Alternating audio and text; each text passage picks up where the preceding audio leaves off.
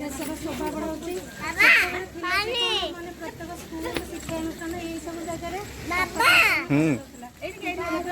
घर घर पताका उत्तोलन कर समस्ते आम देशर स्वाधीन भारत नागरिक बोली निजक गर्वित अनुभव करेंगे। मेन कथा गोटे कथा कहबार कथा कहीं आलम लोक मानक नहीं रहीटा बहुत भल कथा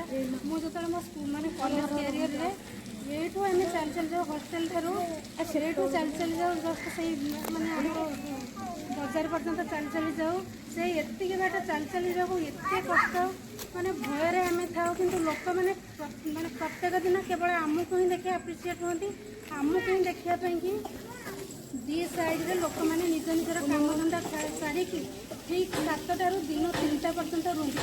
जो टाइम आभेलेबल से टाइम रुहती किंतु तथापि आम भर कहीं भय आम गाँ गाँ बापा माँ समस्त को छाड़ी जेहेतु जाइए आमको बहुत भय लगे से समय से बाट मुझे केवल 5 मिनट भगवान को प्रार्थना करें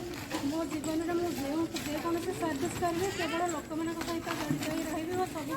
लोक मान सहित रही मैंने यही सब मोर जो उद्देश्य जो